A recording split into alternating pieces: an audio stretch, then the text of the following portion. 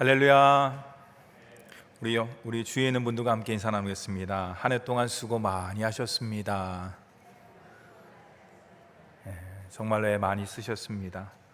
벌써 오늘이 2020년 마지막 주일 예배죠. 어떻게 예수님의 성탄절 케이크 어떻게 잘 나누셨습니까? 가족들과 함께 잘 나눴어요. 저희는 남은 케이크는 주위에 있는 분들, 이 주위에 있는 분들과 함께 기쁨을 함께, 예수님의 성탄의 기쁨을 함께 나누었습니다. 우리 효자동교회는 앞으로 우리와 이웃들과 또한 주위에 있는 모든 사람들을 품는 교회로 나가기에 힘쓰는 우리 귀한 교회가 되기를 간절히 바랍니다. 오늘은 성탄절 후 첫째 주일인 동시에 2020년도 마지막 주일 예배를 드리고 있습니다. 한 해를 되돌아보면은 한 해는 매듭을 짓는 날이죠. 오늘이, 그렇죠? 마지막 주일이니까. 올해 가장 많이 회자가 됐던 말이 무엇이냐, 여러분 뭐 잘 아시죠? 당연히 코로나죠. 코로나 말을 아주 그냥 많이 들었는데, 올해 코로나로 인해 많은 이들이 이것도 못하고 저것도 안 된다라고 말을 했습니다. 그럼에도 올해 코로나 때문에 보다는 코로나 덕분에 얻은 것들이 너무나 많은 것 같습니다. 한번 생각해 볼까요? 어떤 것들이 있을까? 코로나 덕분에 하나님의 은혜를 더 절절히 깨닫게 되었습니다. 그렇죠? 예배를 드리지 못한다는 것을 상상을 못했잖아요. 사실은 교회에 와서, 본당에 와서. 근데 하나님의 은혜를 더욱더 이것을 통해서 절절히 깨닫게 되었고요. 더 나아가서 함께 모여서 우리 성도 한 사람 한 사람이 악수를 하고 미소를 지으면서 함께 모여 예배드림이 얼마나 소중한지 다시금 알게 되었습니다. 또한 코로나 덕분에 주님 혹은 가족들과 함께하는 시간을 더 많이 보냈죠. 물론 코로나 때문에 여러 가지 가족들의 어떤 여러 가지 이제 패턴이라든지 그런 것들이 달라갔고 힘든 점도 있었지만, 결과론적으로 보면은 우리가 서로 바쁜 삶 가운데 살아가면서 가족들과 함께하는 시간을 가졌다는 것은 코로나 덕분에 하나님께서 우리에게 주신 귀한 가족의 시간이 아닌가 생각해 보게 됩니다. 더불어서 코로나 덕분에 하루하루 우리가 일상의 삶이 얼마나 소중한지를 알게 되었죠. 코로나로 인해서 마스크를 끼게 되고 사회적 거리를 두게 되고 악수도 아닌 손을 갖다 마주하면서 이렇게 하는 그런 모습들 통해서 우리가 하루의 삶이 마치 다람쥐 쳇바퀴처럼 도는 것처럼 그런 인생을 살고 있지만은 그 속에서도 눈에 보이지 않는 하나님의 은혜와 하나님의 사랑의 손길이 있었다는 것을, 그리고 하루하루의 소중함을 다시 한번 깊이 깨닫게 되었습니다. 더불어서 코로나 덕분에 어려운 이웃에 대해서 더 깊은 관심과 사랑을 갖게 되었죠. 우리만 아는 것이 아니라, 우리 가족만 아는 것이 아니라, 이렇게 어렵고 힘든 때에 예수님의 생일을 함께 축하하고 예수님의 말씀을 함께 나누며 함께 복음을 전하는 것이 얼마나 귀한 것인지, 또한 하나님께서 우리에게 원하시는 하나님 사랑과 이웃 사랑에 대한 실천이 그 어느 때보다도 코로나 시대에 우리 효자동교회에 필요한 것이라는 것을 다시 한번 깊이 깨닫게 되었습니다. 여러분 자 어떻습니까? 제가 이렇게 쭉 몇 가지를 이야기를 했는데, 코로나 때문에 잃어버린 것도 많이 있지만은, 그렇죠? 상실한 것도 많이 있지만은 오히려 코로나 덕분에 깨달은 것들이 더 많이 있지 않습니까? 그렇습니다. 하나님은 코로나임에도 이 세상을 은혜로서 사랑으로서 주관하고 다스리신 줄 믿으시기 바랍니다. 오늘 말씀은 성탄절 영국의 단골 메뉴예요. 그렇죠? 우리가 잘 아는 아기 예수님과 동방 박사의 이야기가 오늘 말씀 가운데 나오고 있습니다.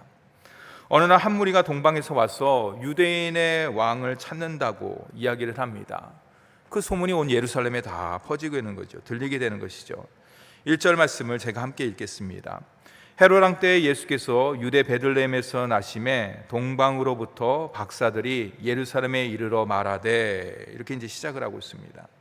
제가 1절에 밑줄을 갖다 몇 개 걷는데요. 첫째는 헤롯 왕 때에, 둘째는 동방으로부터, 셋째는 박사들이, 이렇게 세 곳에 줄을 쳤습니다.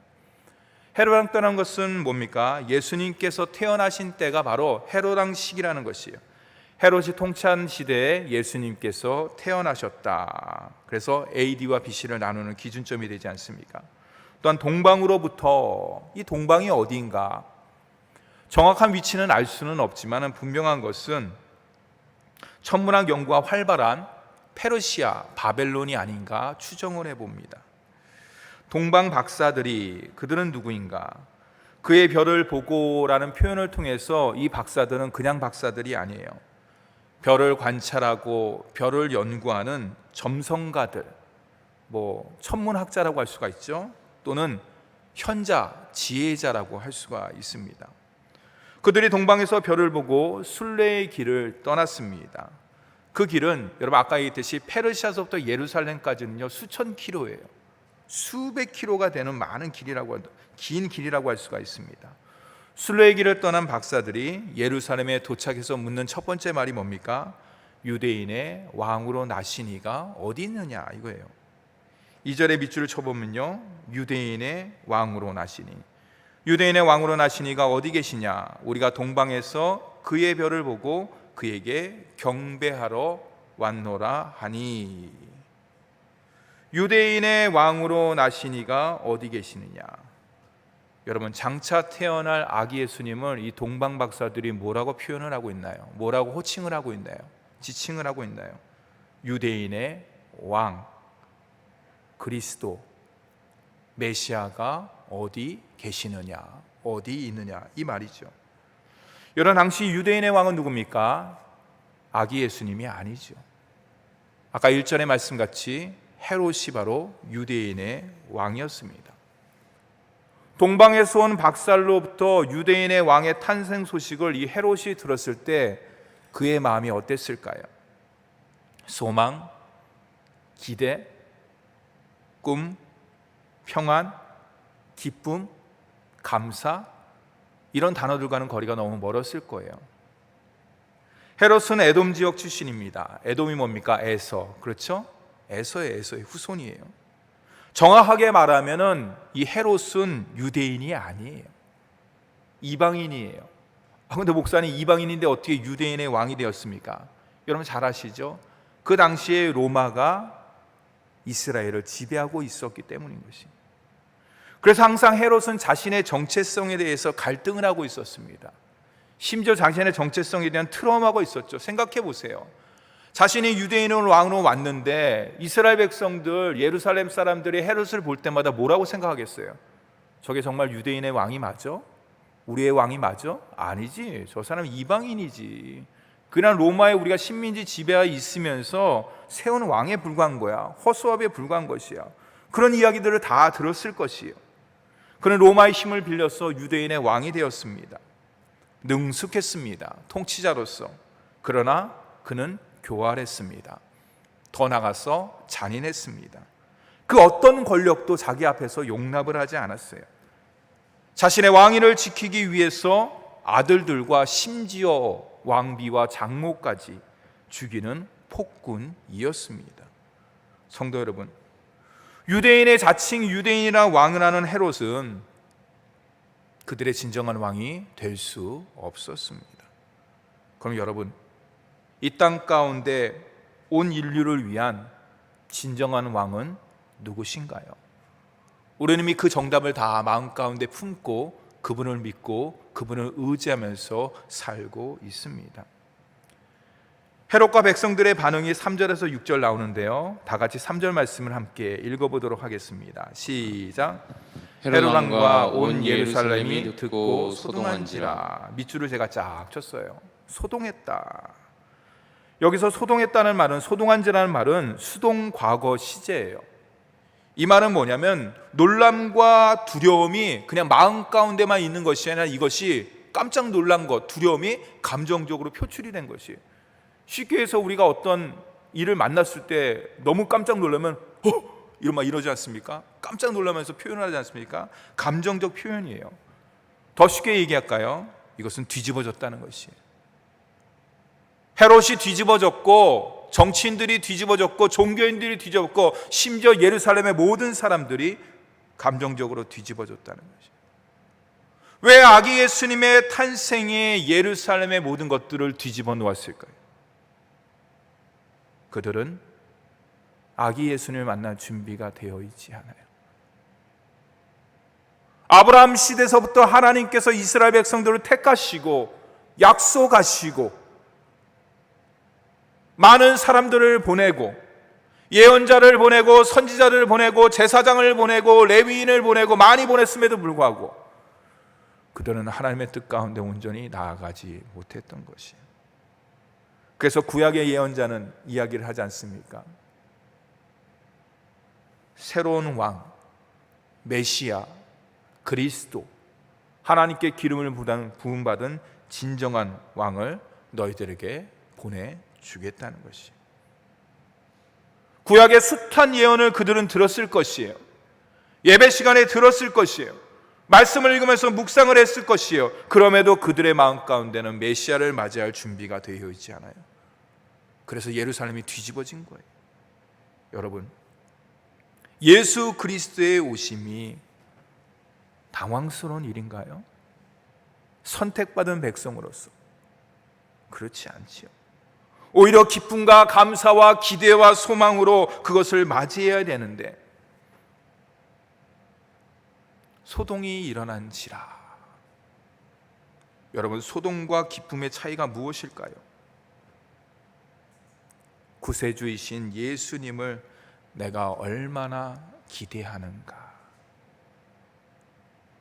얼마나 사모하는가, 얼마나 소망하고 있는가, 그것에 달려있는 것이. 아기 예수님 메시아를 기대하고 소망하고 사모하면서 사랑하면서 나아갈 때 동방박사의 그 소식은 우리에게 가장 큰 기쁨이고 가장 큰 감사거리가 되는 것이. 그러나 우리의 마음 가운데 아기 예수님을 모시지 않고 주님과 거리를 갖다 점점 두면서 믿음 생활이 아닌 형식적인 종교인으로 나아갈 때 아기 예수님을 맞이하는 그 마음은 오히려 우리 마음을 혼란하게 만들고 심지어 예루살렘 성에 소동이 일어나는 것이 같은 것이. 이것은 영적인 문제예요. 성탄절에 왜 우리가 기쁘다 구주 오셨네 만백성 맞으라는 성경의 말씀과 찬양이 있음에도 불구하고 우리가 성탄절에 코로나의 감정에 휩쓸리고 코로나 상황에 휩쓸려서 더 큰 기쁨, 더 큰 감사, 더 큰 소망을 마음 가운데 품지 못하는 이유는 과연 무엇일까? 현실적인 문제로 치부하게 해서는 저와 여러분은 너무나 영적인 사람이에요. 목사님, 현실적인 문제로 인해서 코로나로 인해서 경제가 힘들고 가정이 힘들고 삶이 힘들고 모든 것들이 힘듭니다. 그렇게 우리가 이해하고 고백하기에는 우리의 영성이 너무나 높아요. 이 안에 있는 성령께서 주님께서 말씀이 탄식할 수가 있는 것이. 그것은 현실의 문제가 아니라 정확하게 이야기하면 저와 여러분의 영적인 현실이 영적인 문제라고 할 수가 있는 것이.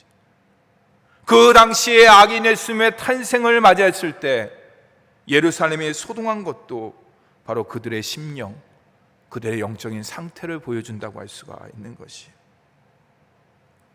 주님과 더 깊은 만남, 주님과 더 친밀해지는 관계, 더 주님을 사랑하는 그런 사모함이 있었다 그러면은 그들의 마음과 그들의 삶이 소동이 아니라 앞에서 이야기했듯이 기쁨과 감사와 평안이 차고 넘쳐났을 것입니다.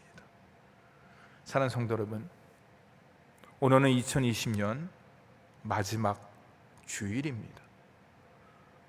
성탄절 후 첫째 주일입니다.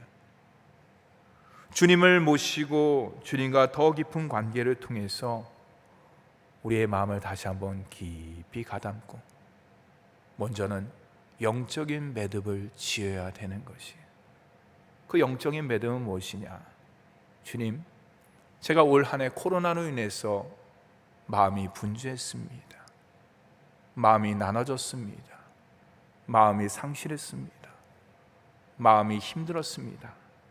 그러나 오늘 2020년도 마지막 주일 예배를 드리면서 다시금 나의 영적인 옷깃을 여밉니다. 주님, 주님과 더 깊은 관계, 코로나를 초월하고 환경을 초월할 수 있는 그 믿음, 그 임마누엘의 믿음을 오늘 이 시간에 허락하여 주시옵소서라고 나아가는 저와 여러분이 되기를 간절히 바랍니다. 헤롯이 이 소식을 듣고 종교 지도자들을 소집합니다. 그러면서 물어봅니다. 그리스도가 어디서 나겠느냐라고 묻습니다. 다 같이 5절과 6절 말씀을 함께 읽어보도록 하겠습니다. 5절과 6절 말씀입니다. 시작. 이르되 유대 베들레헴이오니 이는 선지자로 이렇게 기록된 바 또 유대 땅 베들레헴아 너는 유대의 고을 중에서 가장 작지 아니하도다. 내게서 한 다스리는 자가 나와서 내 백성 이스라엘의 목자가 되리라 하였음이니이다. 아멘. 거기에 말씀에 여러분 성경책에 보면은 미가서 5장 2절 말씀이라 나와 있어요. 근데 여러분 미가서 5장 2절 말씀과 오늘 마태가 기록한 마태복음 2장의 내용은 약간의 차이가 있어요. 그거 제가 설명을 해드리겠습니다. 나중에 집에 가셔서 다시 한번 읽어보게 하겠습니다. 그들은 왕의 탄생 장소를 유대의 베들레헴이다 라고 대답을 합니다. 베들레헴이 어디인가요? 예루살렘의 남쪽으로 내려가면 약 8km 정도 떨어진 마을입니다. 근데 그 마을은 다윗의 출생지인 동시에 작은 마을이 베들레헴이에요. 6절에 제가 밑줄을 쫙 껐습니다. 내 백성 이스라엘의 목자가 되리라. 이것이 바로 미가서에 나와 있지 않은 내용을 마태가 기록하면서 첨가한 것이에요. 동방의 박사들은 예수님을 유대인의 왕이라고 부릅니다. 그렇죠? 근데 오늘 6절 말씀에 보면은 구약의 미가 선지자는 예수님을 뭐라고 부릅니까? 유대인의 왕인 동시에 이스라엘의 목자라고 칭합니다. 여러분 잘 한번 생각해 보세요. 이스라엘의 유대인의 왕, 그리고 이스라엘의 목자. 어떻게 왕과 목자가 좀 잘 어울리는 단어입니까? 저는 그렇지 않은 것 같아요. 왕은 정말로 한 나라를 다스리며 목자는 어떻습니까? 이름 없는 목자잖아요. 그렇죠? 별로 알려지지도 않고 세상에 나왔는지 없는지 그걸 잘 모르잖아요. 왕과 목자는 어울리지 않는 것 같아요. 근데 왜 마태는 오늘 말씀 마태복음을 통해서 선지자의 말, 미가의 선지자의 말을 인용하되 유대인의 왕과 함께 이스라엘 목자를 함께 넣었을까요? 사용했을까요? 우리가 잘 알다시피 왕은 절대 권력자입니다. 정확하게 말을 한다 그러면은 여러분 아시죠? 이스라엘 백성들의 왕의 출생은, 왕의 유래는 다른 나라와 달라요. 그렇죠? 사무엘서에 나오지 않습니까? 그 이전까지 사사기 사무엘이 선지자이면서 제사장이면서 이스라엘 영적 지도자의 역할을 감당을 했습니다. 그런데 이스라엘 백성들이 가나안 땅에 보니까 이웃 나라를 보니까 거기에 왕이 있거든요. 근데 보기에 좋거든요. 그래서 이야기를 합니다. 우리에게도 왕을 주옵소서.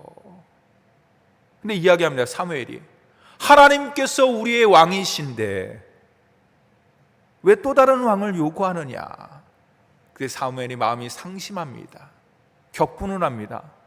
그래서 하나님께서 사무엘에게 나타나서 너를 갖다 버림이 아니라 나를 버리기 위한 것이다. 그러나 이스라엘 백성들의 말을 듣고서 왕을 세워라. 그러나 신명기 17장의 말씀같이 왕을 세우되 세상의 왕이 아닌 하나님의 대리 통치자로서 하나님의 백성 선민을 섬기고 돌보는 자로서 왕을 세우라. 그래서 왕으로서의 여러 가지 조건들을 갖다 나열을 합니다. 근데 어떻게 됐을까요? 사무엘의 이후에 사울과 다윗 왕과 그 많은 왕들이 나옵니다. 안타깝게도 이스라엘 역사를 보면요, 다윗과 우리가 잘 아는 다윗, 히스기야, 요시야, 그 밖에 몇몇 왕들을 제외하면 대부분의 왕들은 왕으로서의 역할은 감당했는지 모르겠지만 정확하게 이해하면 하나님의 목자로서의 통치자로서의 역할을 감당치 못했어요. 그러나 예수님은 어떻습니까? 유대인의 왕뿐만 아니라 이스라엘의 목자뿐만 아니라 만왕의 왕으로 우리를 위해서 오셨습니다. 예수님께서는 군림하는 통치자가 아니라 저와 여러분을 섬기기 위해서 섬기는 자로서 자신을 내어 주셨습니다. 예수님은 선한 목자로서 양떼를 인도하고 지키고 돌보는 것뿐만 아니라 양들을 위하여 자신의 목숨을 친히 버리셨습니다. 선한 목자여 왕이신 예수 그리스도는 오늘도 우리의 왕이시며 우리의 선한 목자가 되시는 임마누엘, 주님이 함께하는 임마누엘의 주님이 되시는 줄 믿으시기 바랍니다. 헤롯은 동방박사들을 보내면서 아기 예수님을 만나거든 자신도 경배하도록 알려달라고 그 동방박사에게 이야기를 합니다. 근데 경배하다는 단어가 성경 말씀 2절에서 12절과 몇 절에 나오는데 2절 말씀에 경배하러 왔노라, 그리고 8절 말씀에 경배하게 하라, 그리고 11절 말씀에 엎드려 아기께 경배하고, 이렇게 3번 나옵니다. 근데 여러분, 2절의 동방박사의 경배와 8절의 헤롯의 경배는 같지 않아요. 완전히 다른 것이에요. 무슨 말입니까? 헤롯의 경배는 아기 예수님을 높여드리는 것이 아니라 또 다른 유대인의 왕이라고 그 칭하는 아기 예수님을 죽이겠다는 뜻이에요. 우리 다 같이 10절 말씀을 함께 읽어보도록 하겠습니다. 10절 말씀입니다. 시작. 그들이 별을 보고 매우 크게 기뻐하더라. 여러분, 경배의 진정한 뜻이 무엇일까요? 기쁨과 감사라고 할 수가 있는 것이. 동방박사들은 매우 크게 기뻐하더라. 왜요? 왜 그들이 그렇게 기뻐했을까요? 먼저는 동방에서 예루살렘까지 아까 있죠? 수백 킬로, 수천 킬로가 되는 것이. 험난한 순례의 여정이었습니다. 순례길이었습니다. 낮에는 뜨거운 태양볕이 있습니다. 밤에는 한기가 옵니다. 그리고 먹을 양식도 떨어질 수가 있고, 심지어는 그 당시에 강도의 위험도 만날 수가 있는 것이. 단지 별을 보고서 그 별을 향해서 나아가는 그 동방박사의 순례의 길을 잘 마쳤기 때문에 기쁨이 그들의 마음 가운데 온 것이죠. 자신들의 눈으로 아기 예수님을 직접 보았기 때문에 그들은 기뻐하였습니다. 온 인류의 구세주인 성자 예수님을 그들이 친히 보고 만났기 때문에 매우 기뻐하였습니다. 더 나아가서 아기 예수님께 엎드려 경배를 하고 그들에게 황금과 유향과 모략의 예물을 드릴 수 있었기 때문에 기뻐했습니다. 사랑하는 성도 여러분, 하나님을 만나고 주님을 보고 주님께 드린다는 것은 동방박사의 기쁨뿐만 아니라 하나님의 자녀에게 있어서 가장 큰 기쁨이며 소망인 줄 믿으시기 바랍니다. 동방박사들이 드린 황금과 유향과 모략은 상징적 의미가 있는 것이에요. 황금은 왕을 상징하는 것이에요. 주님께서는 왕이십니다. 만왕의 왕이십니다 라는 것은, 그리고 뭡니까? 유향이라는 것이 뭡니까? 제사 드릴 때 쓰는 귀한 것이라고 할 수가 있는 것이에요. 그게 뭡니까?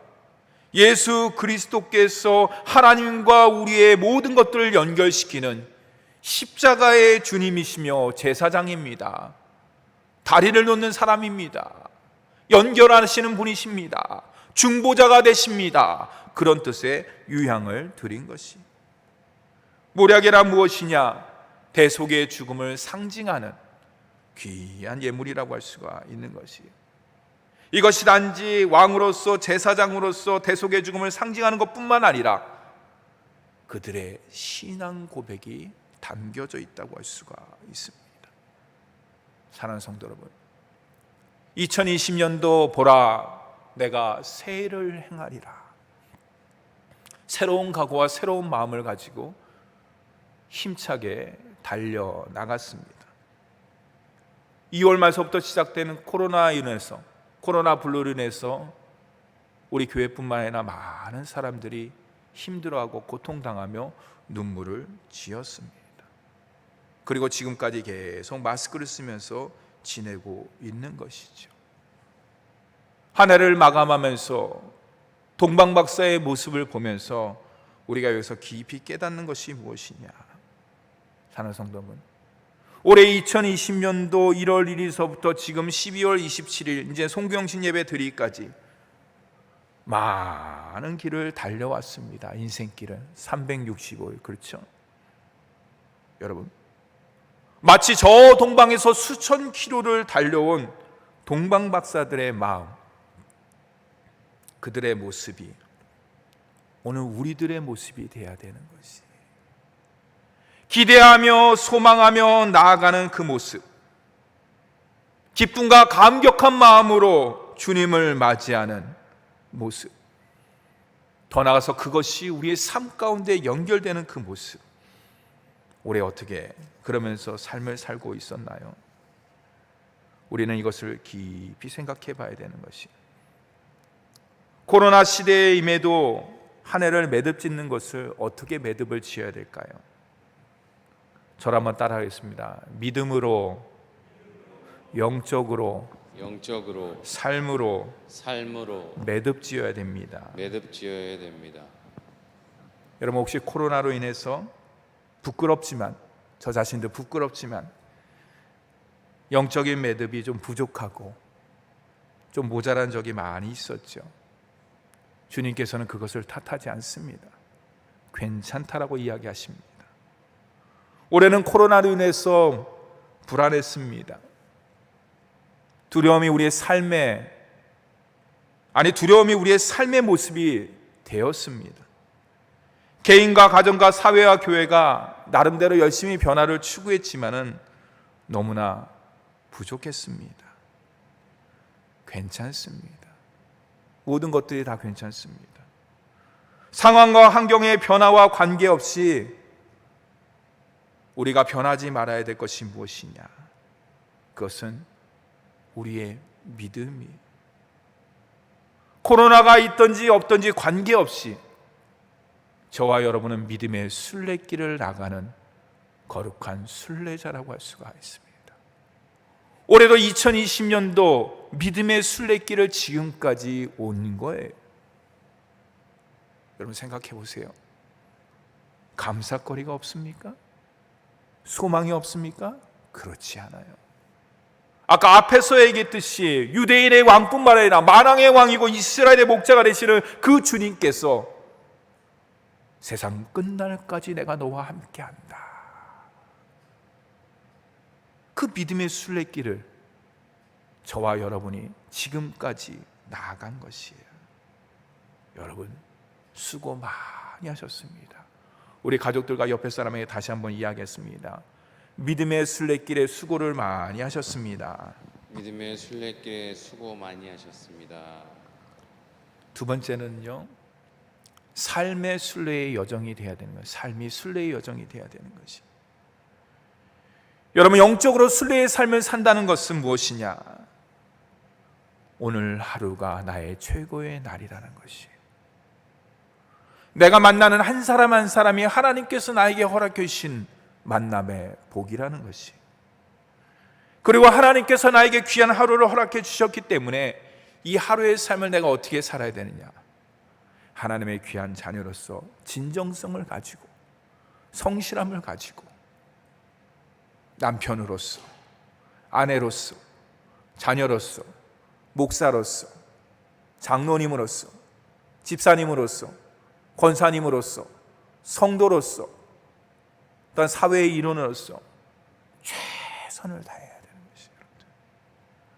순례의 여정은 현실을 넘어 하나님의 나라를 바라보는 것이 영적인 순례의 길을 간다는 것입니다.